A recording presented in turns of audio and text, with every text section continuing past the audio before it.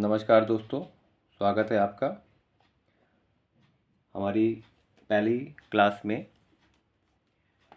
जो क्लास है वो फिजिक्स की है। उसमें जो पहला चैप्टर है फिजिक्स में, उसका नाम है क्लास 11th।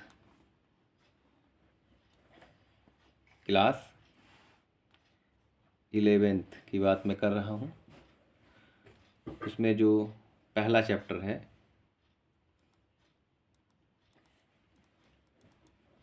वो है फिजिकल वर्ल्ड।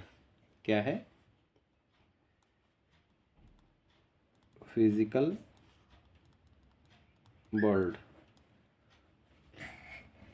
जब फिजिकल वर्ल्ड की हम बात करते हैं तो फिजिकल वर्ल्ड को अगर हिंदी में कहेंगे तो हो जाएगा भौतिक जगत। भौतिक जगत। देखिए, भौतिक जो जगत है उसके अंदर की घटनाओं को समझने के लिए जो घटनाएं हैं, भौतिक में जो इवेंट्स होती हैं, घटनाएं, अगर उन घटनाओं को आप समझना चाहते हैं तो हमें कुछ ऐसे तर्क चाहिए,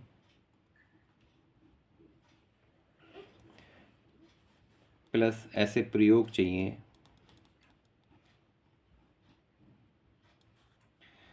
जो कि प्रमाणिक हों, जिनका प्रमाण भी हो, केवल मौखिक ना हो, प्रमाणिक हो।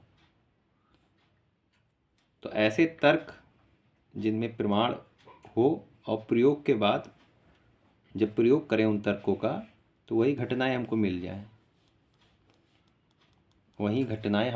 जाएं, विज्ञान जो है इसी पे आधारित है। अभी मैं विज्ञान की बात कर रहा हूँ, भौतिक विज्ञान की नहीं कर रहा हूँ, ध्यान दीजिएगा। अभी मैं विज्ञान की बात कर रहा हूँ। जो हमारा जगत है जिसमें हम रहते हैं या जिसमें हम अपना जीवन निर्वाह कर रहे हैं, ये भौतिक जगत है। इसके अंदर घटनाएं होती रहती हैं, प्रतिदिन कुछ घटनाएं होती हैं, इवेंट्स इंग्लिश में कहते हैं। इंग्लिश भी लिखता जा रहा हूँ, घटनाएं हिंदी में। ये जो घटनाएं और इवेंट्स होती हैं, इन घटनाओं को देखकर आप केवल देखते हैं कि घटनाएं हो रही हैं, लेकिन उनके जो पीछे के उत्तर हैं खोजने के लिए, उनको जानने के लिए हम किसके पास जाते हैं? विज्ञान। तो विज्ञान एक ऐसी विधा का नाम है, ऐसी एक कला है जिसमें तर्क बहुत ज़रूरी है। जब तर्क, ऐसे तर्क जिसका कोई मतलब है, उन तर्कों को जब आपस में एक क्रम से जोड़ते जाएंगे, किससे? क्रम से जोड़ते जाएंगे, और क्रम से जोड़ने के बाद जो हमारा एक पूरी थ्योरी बनेगी, उसको जब हम एप्लीकेशन में लाएंगे, उपयोग करेंगे, अनुपयोग करेंगे, तो वही घटना फिर रिपीट होगी। तो ये जो पूरी कहानी है ये विज्ञान में आती है। तो वैसे ये मैंने एक सामान्य भाषा में बताई है, किताबी भाषा में नहीं बताई है। कोई भी व्यक्ति है, जब वो कुछ घटना को देखता है, उसके मन में प्रश्न उठते हैं, उन प्रश्नों के उत्तर खोजने के लिए वो जब उन तर्कों को खोजता है, और उन तर्कों को खोजता ही नहीं है, उनका प्रमाण भी ढूंढता है, उनको करके भी देखता है, और वही घटना घटित होती है। और उनको जब लिख दिया जाता है कसौटी पे, खरी उतरती जब वो घटनाएं कि हाँ ऐसा ऐसा करने पे ये मिलता है, ऐसा ऐसा करने पे ये मिलता है, तो वो एक थ्योरी बन जाती है और वही हमें पढ़ाई जाती है। तो विज्ञान जो है वो प्रश्नों के उत्तर ढूंढती है जो हमारे भौतिक जगत हैं उनमें होने वाली घटनाओं के। तो इतना तो आपको समझ में आया होगा कि विज्ञान का कितना महत्व है। तो हम इसको और अच्छे से लिखना चाहें तो लिख ये सकते हैं। अगर आप परिभाषा लिखना चाहें, प्रकृति, प्रकृति जो हम जहाँ रहते हैं उसके चारों ओर का जो वातावरण है वो प्रकृति। और अब घटनाओं की बात करते हैं। प्राकृतिक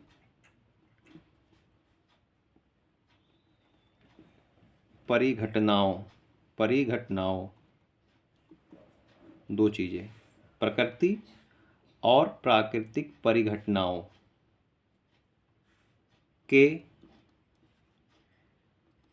क्रमबद्ध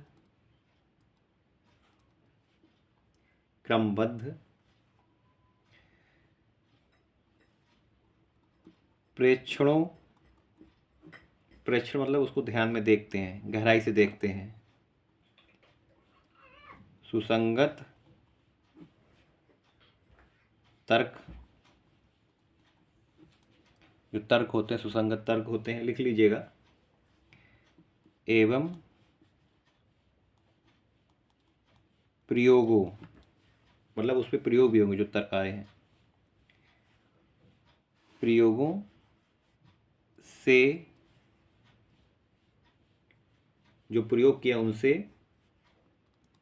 प्राप्त और सुव्यवस्थित होनी चाहिए। ऐसा नहीं कुछ भी हो, सुव्यवस्थित ज्ञान को विज्ञान कहते हैं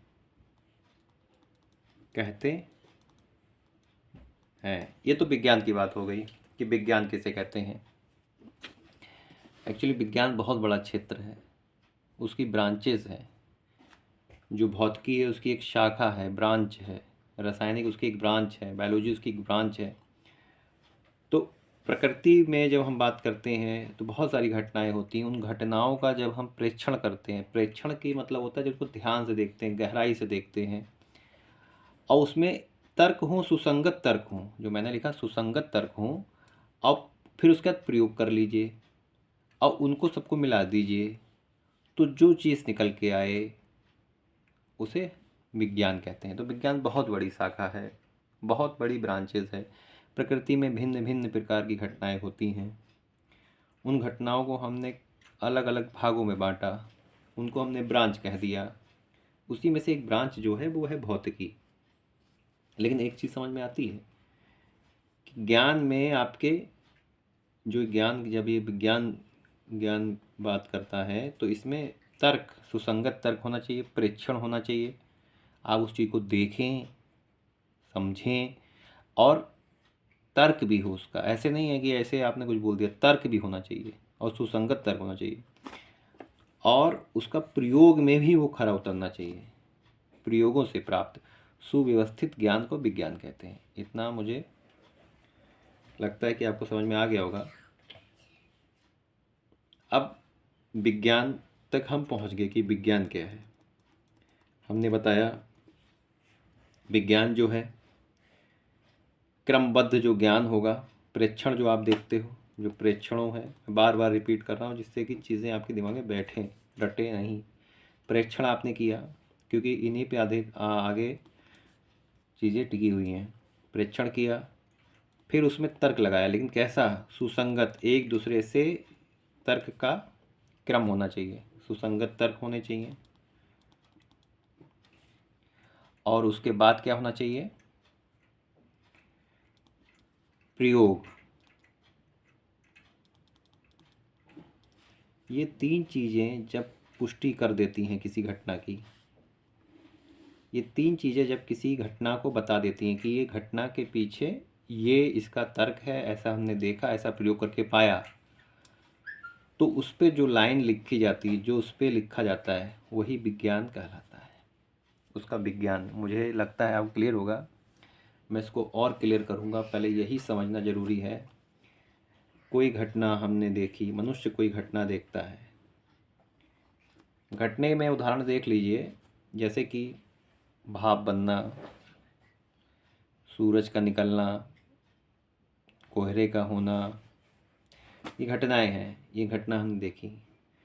जब इस घटना के कारण को तलाशा, तो कारण को हमें जब तलाशा तो उसमें तीन चीज़ें चाहिए। उसका प्रेक्षण कि घटनाएं कैसे हो रही हैं, तर्क जो कि वास्तव में सुसंगत हों।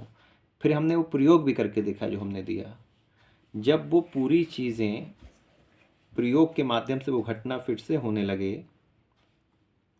प्रयोग के माध्यम से घटना फिर से होने लगे, तो हम उसे विज्ञान कह देते हैं। तो विज्ञान जो है वो एक प्रमाणिक चीज़ होती है, उस पर तर्क लगता है, प्रयोग होते हैं, प्रयोग में वही घटना फिर से हो जाती है, तो विज्ञान है। तो मैंने आपको परिभाषा लिखा दी है। तो अब मैं ये देखता हूँ कि इसमें आगे कि हमारे विज्ञान की तो बात हो गई, अब हम देखेंगे कि जो है भौतिक किसे कहते हैं। भौतिक, देखिए विज्ञान की बहुत सारी शाखाएं हैं। विज्ञान एक वृक्ष है तो उसकी शाखाएं बहुत हैं। उसी शाखा में एक का नाम है, उसी शाखा में एक का नाम है भौतिक विज्ञान। विज्ञान की एक शाखा है भौतिक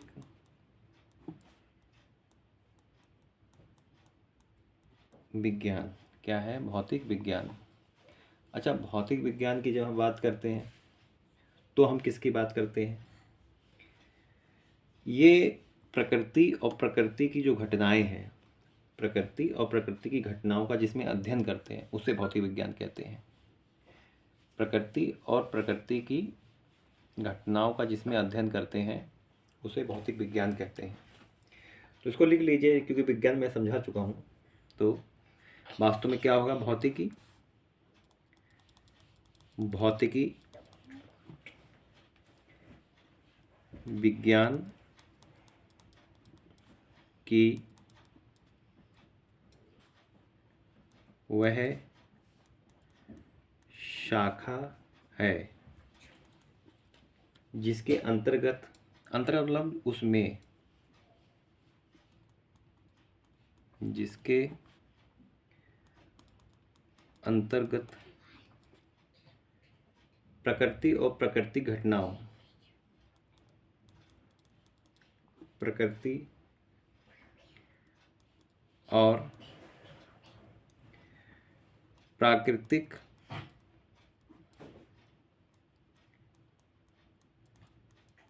घटनाओं का अध्ययन किया जाता है, का अध्ययन किया जाता है। तो भौतिकी विज्ञान की एक शाखा है। विज्ञान बहुत बड़ा क्षेत्र मैं पहले बताया हूँ, उसमें से एक शाखा, मतलब उसका एक हिस्सा जिसमें प्रकृति और प्राकृतिक घटनाओं का अध्ययन करेंगे, वो भौतिक विज्ञान कहलाता है। घटनाएं होती ही हैं, घटनाओं को हम देखते ही हैं, और उन घटनाओं की जिसमें हमें वास्तव में उत्तर मिले, वो विज्ञान। और भौतिकी में आ जाता है आपका प्राकृतिक घटनाओं से संबंधित उत्तर जिसमें मिले। तर्क होना चाहिए, प्रेक्षण होने चाहिए, वही प्रयोग में मिलना चाहिए, ये सब उसकी कंडीशंस हैं। तो पहले हो गया विज्ञान। विज्ञान बहुत बड़ी शाखा है, उसका एक हिस्सा क्या हो गया, मैं लिखता जा रहा हूँ, भौतिक विज्ञान, प्राकृतिक घटनाओं से संबंधित ज्ञान है ये। तो ये भौतिक विज्ञान। तो मुझे लगता है इतनी बात आपको याद हो गई होगी। अब इसकी भी शाखाएं हैं, भौतिक विज्ञान की भी शाखाएं हैं, ऐसा नहीं है। इसमें भी अलग अलग प्रकार की चीज़ों को अलग अलग तरीके से पढ़ते हैं। अब भौतिक में इसकी भी शाखाएं हैं, भौतिकी की शाखाएं। तो भौतिक की जब शाखा की बात करते हैं तो हम पहले सबसे मुख्यतः दो बांट लेते हैं। इसमें पहली जो है वो है आपकी क्लासिक फिजिक्स कहते हैं, जिसे हम कहते हैं हिंदी माध्यम के छात्र के लिए चिरसम्मत भौतिकी, चिरसम्मत भौतिकी, या इसे कहते हैं क्लासिक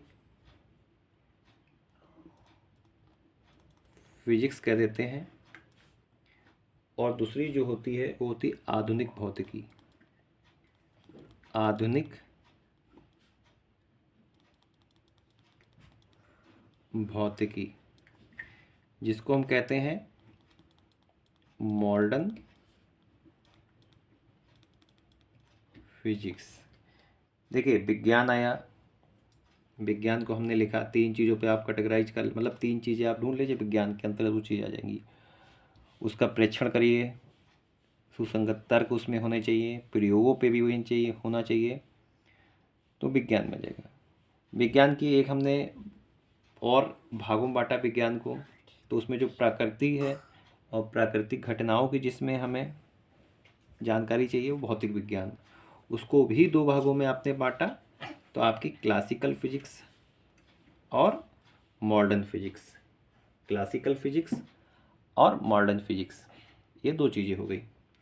अच्छा, क्लासिकल फिजिक्स को हम जैसे चिरसम्मत होता है, प्राचीन भी कह देते हैं, मतलब प्राचीन मतलब पहले की।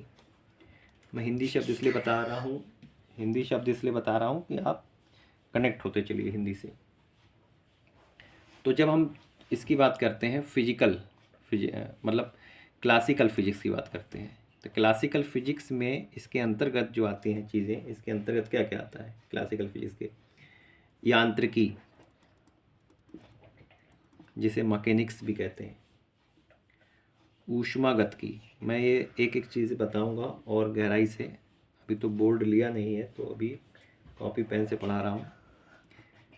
ऊष्मागतिकी, ठीक। तीसरी चीज़ देखिएगा प्रकाशिकी,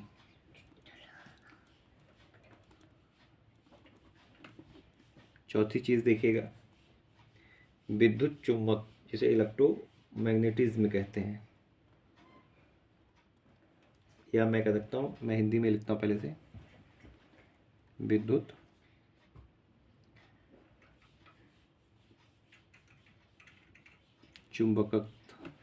चुंबकत्व, ठीक है। इसको कहते हैं मैकेनिक्स, इंग्लिश में भी लिखूंगा मैकेनिक्स। इसको लिखते हैं थर्मोडायनामिक्स,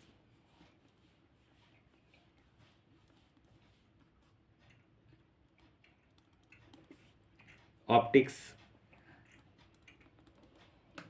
इसको इलेक्ट्रो मैग्नेटिज्म कहते हैं। ये तो चिरसम्मत या क्लासिकल भौतिकी की बात हो गई। अब हम इसमें देख लेते हैं मॉडर्न फिजिक्स। देखिए मॉडर्न फिजिक्स की जब बात करेंगे तो इसमें आ जाती है सापेक्ष का सिद्धांत, थ्योरी ऑफ रिलेटिविटी, सापेक्ष का सिद्धांत। दूसरा आता है क्वांटम यांत्रिकी, क्वांटम यांत्रिकी। तीसरा आता है परमाणु भौतिकी, परमाणु भौतिकी। चौथा जो आता है वो आता है नाभिकीय भौतिकी।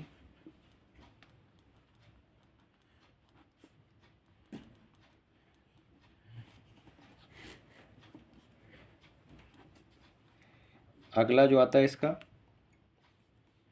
वो आपने पढ़ा होगा कहीं कहीं, इलेक्ट्रॉनिक्स जो पढ़ा होता है, जो आजकल इसकी वजह से दुनिया बदल पाई है, इलेक्ट्रॉनिक्स। तो चिरसम्मत भौतिकी मतलब क्लासिकल फिजिक्स, आधुनिक भौतिकी मतलब मॉडर्न फिजिक्स। जब चिरसम्मत भौतिकी की बात करते हैं यानी क्लासिकल फिजिक्स की बात करते हैं, तो हम यांत्रिकी उसमें देखते हैं, ऊष्मागतिकी देखते हैं, प्रकाशिकी देखते हैं, और विद्युत चुम्बकत्व देखते हैं। आधुनिक भौतिकी की जब बात करते हैं तो सापेक्ष का सिद्धांत, क्वांटम यांत्रिकी, परमाणु भौतिकी, नाभिकीय भौतिकी और इलेक्ट्रॉनिक्स।